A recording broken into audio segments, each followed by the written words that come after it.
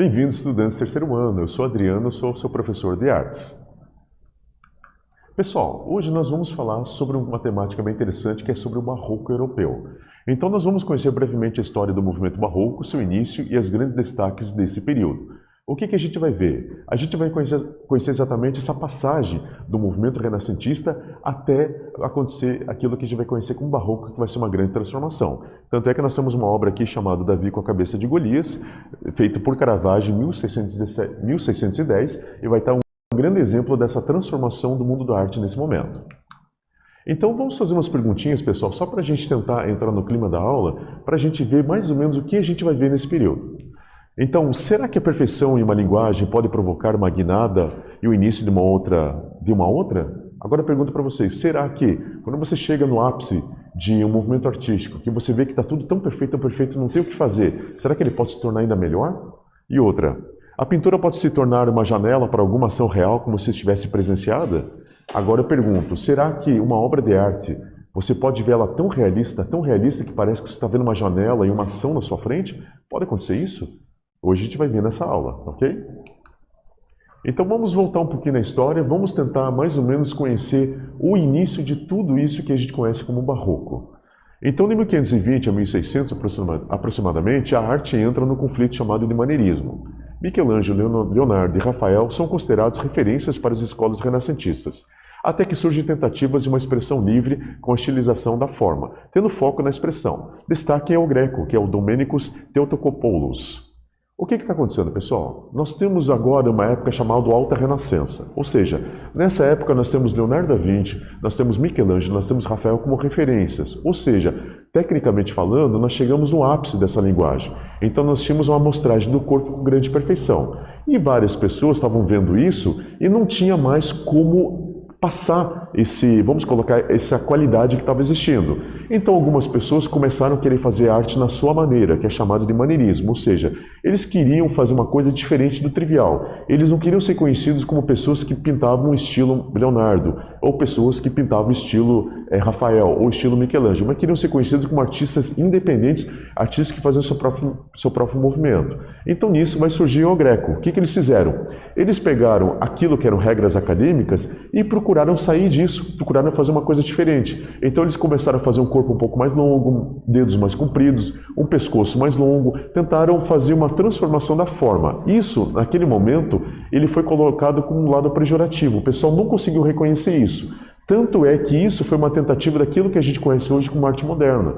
Então aquilo que Picasso fez no futuro, aquilo que os expressionistas fizeram no futuro, aquilo que mesmo até a abstração fez no futuro, eles tentaram fazer naquela época, só que não deu muito certo. Ou seja, a escola italiana não aceitou muito isso e foi uma tentativa. E essa tentativa foi uma transição entre Renascimento, agora esse pequeno foco, maneirismo, até surgir a próxima linguagem que a gente vai conhecer agora. Então nessa época surge Jacopo Robusti, chamado de Tintoretto, logo encontrou uma necessidade de fazer uma pintura no estilo próprio. Trouxe a dramaticidade com o movimento, usando as regras acadêmicas, e o claroscuro torna-se o precursor do barroco. Agora sim, pessoal, vamos analisar um pouquinho. Tintoretto, na verdade o Jacopo Robusti, ele tinha o apelido de Tintoretto porque o pai dele era tintureiro, lidava com tecidos e fazia cor nesses tecidos. Ele foi por um certo tempo aluno de Tiziano. Tiziano foi uma grande celebridade no mundo renascentista, foi uma pessoa que fez uma pintura excepcional, era um grande retratista inclusive. E o Tintoretto, ele foi aluno breve de Tiziano. Ele não conseguiu ficar muito tempo porque ele sentia a necessidade de fazer uma coisa a mais do que isso. Ele não queria ser conhecido como alguém que fazia uma pintura igual ao do Tiziano, mas ele queria ser conhecido como uma pessoa que fazia uma pintura após o Tiziano, uma pintura com cara de Tintoretto. Mas ele via que, como o mercado estava saturado e o estilo renascentista já estava no seu ápice, não tinha o que fazer, o que ele pensou? Ele pensou assim, não vou fazer que nos maneiristas, que eles estavam fazendo uma forma diferente, mas estavam saindo das regras acadêmicas. Ele pensou o seguinte, eu vou pegar a regra acadêmica, só que eu vou fazer uma coisa um pouco mais aprofundada. E eu vou pegar um exemplo que tinha lá na Grécia Antiga. Então eu vou começar a dar movimento na imagem. O que ele fez? Nessa pintura, por exemplo, Reencontro do Corpo de São Marcos, que conta exatamente uma história do pessoal da Igreja Antiga que foi até Alexandria, resgatou o corpo de São Marcos para levar o corpo de São Marcos para a Itália. Então isso ele conseguiu pegar uma história bem interessante. Ele falou o seguinte, dentro da cabeça dele, por que não usar a regra acadêmica da da anatomia perfeitamente, mas dá movimento nas imagens e fazer um jogo de claro e escuro. O jogo de claro e escuro faz com que as expressões faciais, as expressões corporais apareçam mais. Então ele pensou o seguinte: eu vou fazer uma pintura renascentista com movimento. Isso vai ter uma cara que não existe. Isso vai ser a cara de Tintoretto. Essa foi a grande ideia dele. Não foi muito aceita no começo, porque saía do usual, mas foi conhecido como a pintura do jeito dele. Então ele conseguiu sair dessa escola, que era a escola daquelas grandes mestres renascentistas. Ele deu início a uma coisa que se tornou o quê? Barroco. Lembrando que barroco significa precioso. Então o barroco ganha espaço dominando a arquitetura, a pintura e a música por toda a Europa. Trouxe inovações estéticas fazendo uso de temas mitológicos e religiosos.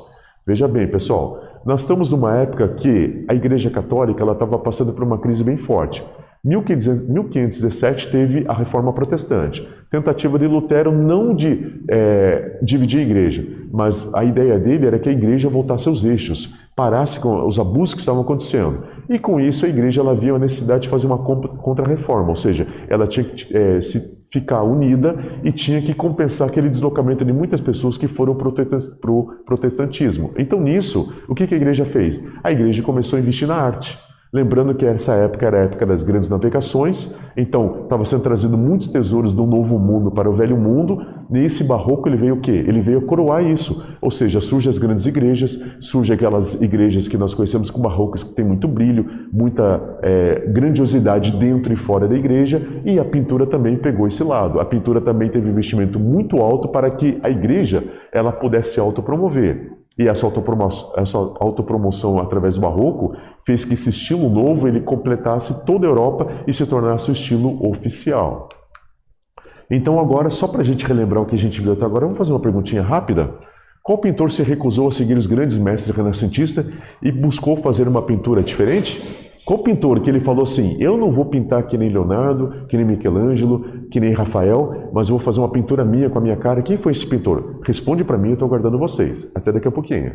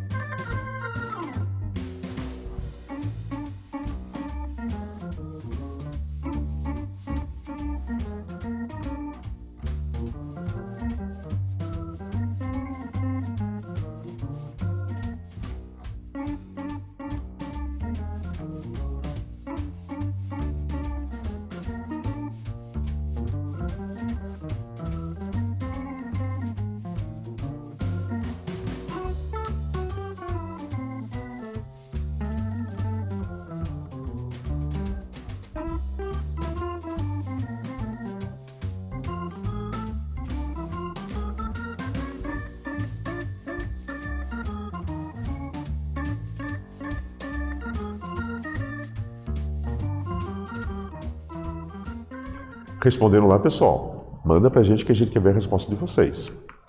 Agora o que acontece? Nós já temos então uma linguagem nova.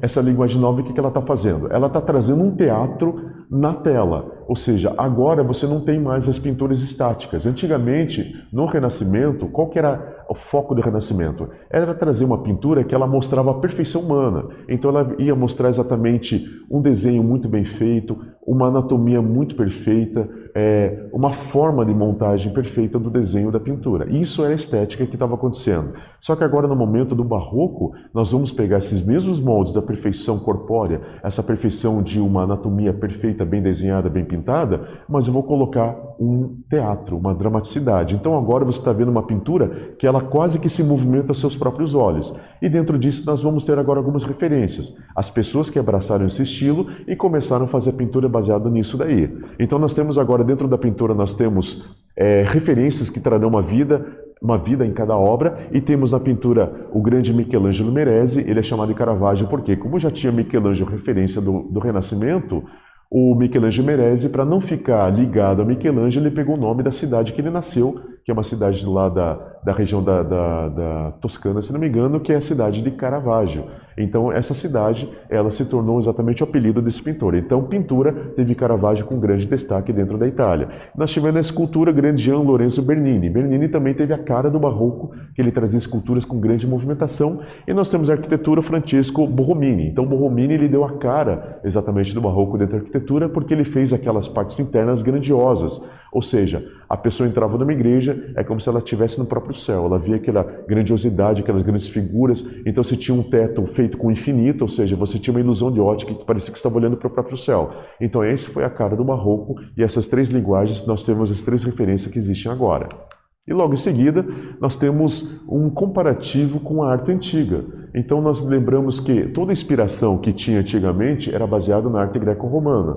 Então nós vamos ter o quê? Nós vamos ter a arte grega, ela era dividida em três partes. Era a arte arcaica, a arte clássica e a arte helenística. A arte arcaica é o começo da arte grega. Quando chega na arte clássica, é a arte clássica que vai surgir uma grande figura de Policleto. Policleto vai ser aquela pessoa que vai colocar regras de anatomia. Ele vai ensinar a pessoa a fazer exatamente a construção de uma pessoa através do número de cabeças. Na época eram 7 cabeças de altura, e no Renascimento essa anatomia ela foi, vamos colocar como foi melhorada, e essa melhora da anatomia ela acabou se tornando a anatomia utilizada, que era já 7 cabeças e meia. Então nós temos uma evolução do Renascimento para o Barroco. Então no período clássico da Grécia nós tínhamos a proporção, e essa proporção que foi usada pelo Renascimento, ou seja, nós fazíamos pessoas dentro de regras.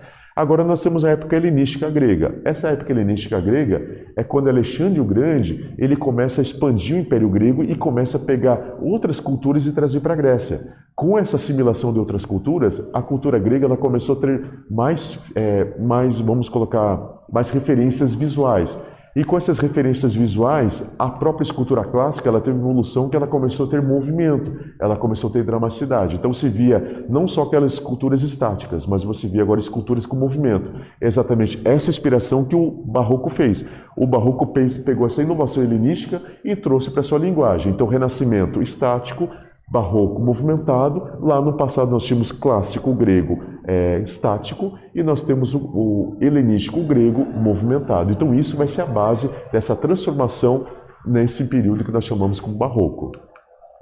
Então podemos fazer uma comparação visual bem interessante aqui, pessoal. Nós temos primeiramente a pintura Caravaggio, e Caravaggio nós sempre falamos que aquela pessoa que teve uma carreira muito curta, mas nesse pouco tempo de carreira ele foi amado e foi odiado. Por quê? Porque Caravaggio ele é uma pessoa que ele queria muito realismo, então ele fazia uma interpretação de que ele julgava ser sensato. Então, por exemplo, nessa primeira pintura, Inspiração de São Mateus, 1602, nós temos a primeira versão. Essa primeira versão está escrita ali não aprovada, ou seja, essa versão foi a visão de Caravaggio sobre a cena de Mateus recebendo o evangelho através de um anjo. Então a gente vê Mateus, um homem rude, e o anjo pegando na mão dele, ensinando ele como escrever esse evangelho. Então uma mensagem direta do céu. Só que a igreja ela estava ainda muito ligada à tradição. Nós tínhamos uma tradição lá renascentista, temos uma tradição gótica, que ela se tornou renascentista e agora vai se tornar barroca. Mas eles estavam muito ligados àquela visão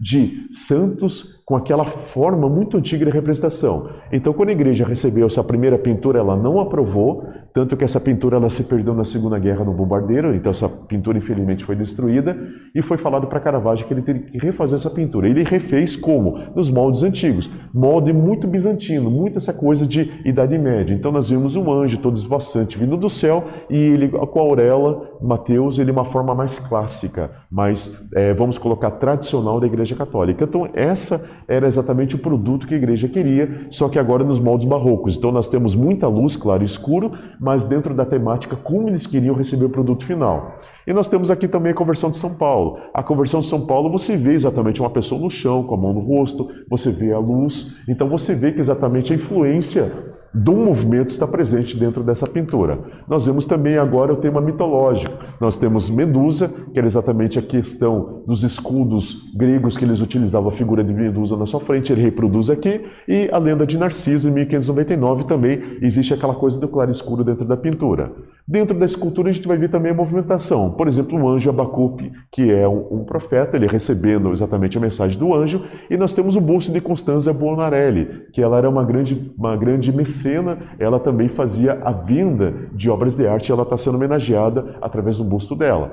E nós temos a questão de Borromini, igreja de São Carlos nas Quatro Fontes, e nós temos a igreja de Santo Ivo, isso feita de 1638 e 41, a primeira, e de 1642 e 1660. Nós temos grandes espaços internos, dando aquela coisa de grandiosidade, de imensidão, e nós temos agora, do período barroco, nós temos a mistura de curvas e retas, que vai ser uma característica. Também vai ter muito aquela questão de colunas duplas, mas nós temos a grandiosidade feita por fora e por dentro, e isso vai caracterizar exatamente o barroco, ok? Baseado nisso que a gente acabou de ver, pessoal, vamos fazer uma perguntinha rapidinha? Quais são as duas principais características representativas dentro da estética da arte barroca? O que eu falei para você, o que vai acontecer na arte barroca? O que ela vai trazer de novo dentro da renascentista? Responde para mim, eu estou aguardando vocês. Até daqui a pouquinho.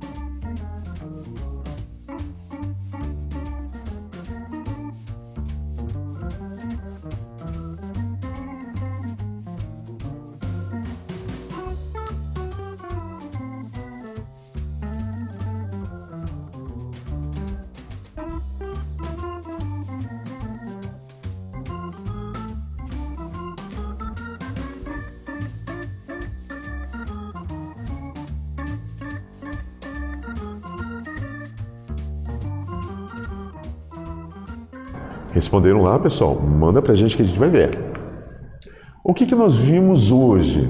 Nós vimos brevemente a história do movimento barroco, como ele fez uma mudança de visão, com essa mudança de visão fez surgir o maneirismo e logo em seguida consagra o início do barroco como uma preciosidade para o mundo da arte mundial. Então o que a gente viu hoje? Nós vimos então exatamente, nós tínhamos Martin Renascentista que tinha perfeição técnica, nós tínhamos exatamente pinturas estáticas, nós tínhamos esculturas estáticas, nós tínhamos uma arquitetura bem clássica, bem cara da Grécia Antiga, com a evolução de Roma, então a gente via aquela coisa bem firme, né? Logo em seguida nós vimos o maneirismo. O maneirismo é uma tentativa de sair do usual. Eles queriam fazer uma coisa diferente. Então os pintores, os escultores, eles não queriam fazer uma coisa parecida com o que estava acontecendo, mas eles queriam fazer uma coisa que desse sua expressão individual. Essa tentativa de fazer uma forma distorcida não deu muito certo, foi bastante criticada, mas uma coisa que foi adotada agora na arte moderna. Nós estamos falando já de final do século XIX e início do século XX, nesse momento que estava preparada a arte para receber essa influência maneirista. Mas, na época, o maneirismo ele passou muito rapidamente e nós temos o início do barroco. O barroco é aquele momento que foi pego aquela coisa do renascimento e foi dado movimento, foi dado mais o claro-escuro para que as expressões do rosto ficassem mais evidentes e tivesse aquele deslocamento do movimento daquele teatro visto naquele momento. Então nós temos agora pinturas movimentadas, nós temos esculturas movimentadas e uma arquitetura misturando linhas e curvas. Então nós temos tudo movimentado, buscando a grandiosidade, buscando a dramaticidade, buscando o sentimento. É esse o foco que aconteceu. Ok, pessoal? Espero que essa aula tenha sido proveitosa e nós nos encontramos numa próxima oportunidade. Até lá. Tchau, tchau.